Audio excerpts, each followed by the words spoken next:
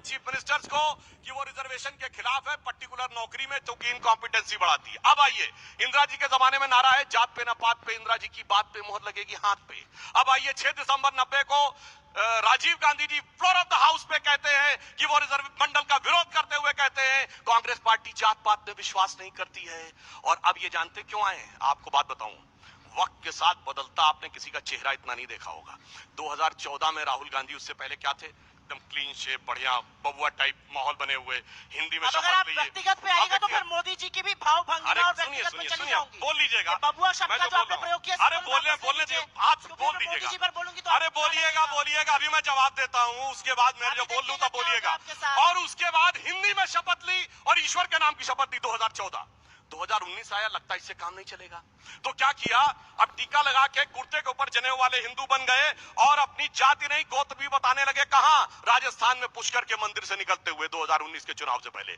फिर लगा इससे भी काम नहीं बन रहा। अब 2024 में अब वो जनेऊ कुर्ता छोड़ दिया, कार्ल मार्क्स की तरह दाढ़ी बना के, हाफ टी शर्ट पहन के, अब हिंदी की बजाय अंग्रेजी में शपथ, ईश्वर की बजाय सोलमनी एफर्ट। मैं पूछता हूं, 2014 में ईश्वर के नाम की शपथ, 2024 में ईश्वर के नाम की शपथ क्यों नहीं ली? और फिर संसद में खड़े होकर भगवान की फोटो दिखाते हैं। इतना बदलता हुआ इंसान आपने 10 साल के अंदर कोई भारत की राजनीति में नहीं देखा होगा जितना ये बदलता है। अब बदलते हुए इंसान की क्योंकि छेड़ी दी है तो बदलते हुए इंसान की बात कर ही लेते हैं। जब मैं मुख्यमंत्री रहूंगा तो मैं जीएसटी का पुरजोर विरोध करूंगा, लिख लिख के विरोध करूंगा और प्रधानमंत्री बनकर जीएसटी का आर्किटेक्ट मैं ही बन जाऊंगा, नरेंद्र मोदी। जब मैं मुख्यमंत्री रहूंगा तो मैं खाद्य सुरक्षा अधिनियम का लिख लिख के विरोध करूंगा और जब प्रधानमंत्री बन जाऊंगा तो 80 करोड़ लोगों को फ्री का राशन देने का झुनझुना बजाऊंगा, नरेंद्र मोदी। जब मैं आजादी के आंदोलन में नहीं रहूंगा तो मैं मुखबिरी करूंगा, ब्रिटिशर्स को लिखूंगा इसका दमन करो कैसे, यहाँ पर भारत छोड़ो आंदोलन का, नहीं तो बहुत बढ़ जाएगा, फिर मैं अपने आप को राष्ट्रभक्त घोषित कर दूंगा। असलियत यह है कि राहुल गांधी एक ऐसे शख्स हैं जिन्होंने आपकी दिल की नींद और रातों का चैन उड़ा दिया है। और असलियत यह है कि आपको समझ में नहीं आ रहा है कि उनके उठाए मुद्दों से कैसे निपटे। राहुल गांधी टी शर्ट पहने, क्लीन शेव रहे, दाढ़ी रहे, इस पर ज्यादा चिंतित है भारतीय जनता पार्टी। समय और परिस्थिति ये है कि इस देश के आदिवासी, इस देश के दलित, इस देश के पिछड़े सीईओ नहीं है, बड़ी बड़ी जॉब्स में नहीं है, गवर्नमेंट ऑफ इंडिया में सेक्रेटरीज नहीं है, उनको इक्वल रिप्रेजेंटेशन नहीं है और इसलिए जातिगत जनगणना की जरूरत है। जातिगत जनगणना की जरूरत इसलिए है क्योंकि जब एक दलित सरपंच मध्य प्रदेश में एक डीएम के यहाँ आती है तो उसको बोला जाता है अगर कुर्सी पर बैठने का बहुत शौक है तो अपने घर से कुर्सी ले आओ। 78 साल हमने आजादी के मनाए हैं और एक दलित सरपंच औरत को यह बोला जाता है कुर्सी पर बैठने का शौक है तो ये लेकर आओ। ये सवर्ण नहीं समझेगा, ये आप में से अधिकांश लोग नहीं समझेंगे, ये सुधांशु जी नहीं समझेंगे, लेकिन एक ये दलित, एक आदिवासी और एक शोषित वंचित समाज का व्यक्ति समझेगा। इसलिए जातिगत जनगणना की जरूरत है। और एक बात सच है, राजनीति में राजनीति में बहुत सारे स्टैंड होते हैं और मुझे लगता है कि राजनीति कोई कास्ट इन स्टोन नहीं है। अगर देश की परिस्थिति, अगर लोगों को मौके नहीं मिल रहे तो बिल्कुल आपको स्टैंड बदलना पड़ेगा। बीजेपी ने जीएसटी क्यों लाई?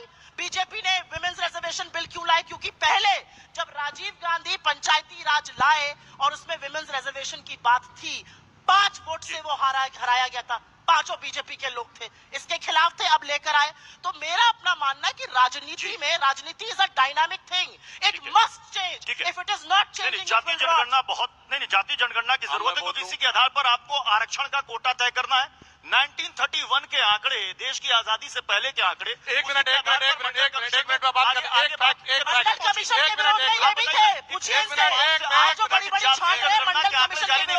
कांग्रेस भी रही शासन में लंबे समय से, बीजेपी भी रही, क्यों नहीं हुआ अभी तक? अभी इन्होंने बोला कि पंचायती राज राजीव गांधी लाए, 5 वोट से गिर गया, 5 वोट बीजेपी के थे, बीजेपी के सांसद ही 2 थे।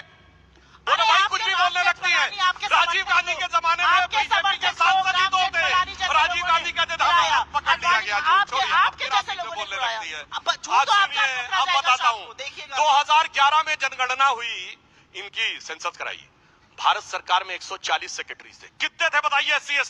SC 0, ST 2। किसकी सरकार थी? अभी हमारे कैबिनेट, अब आप देंगे, आप बोल रही थी, मैं एकदम बता शांत रहा, आपने दीजिए। अपने टर्न पे बोली है। अभी भारत सरकार आप पे के कितने हैं? कैबिनेट सेक्रेटरी बने हैं, बता रहा हूं, उसका भी जवाब दे रहा हूं। देखिए, भारत सरकार का सेक्रेटरी यूपीएससी में सेलेक्ट होकर प्रमोशन के द्वारा एक स्टेज के बाद 26-27 साल के बाद पहुंचता है। ये कांग्रेस का अध्यक्ष पद नहीं कि पैदा होते ही सीधे अध्यक्ष बन गए, वो एक प्रक्रिया के थ्रू होता है।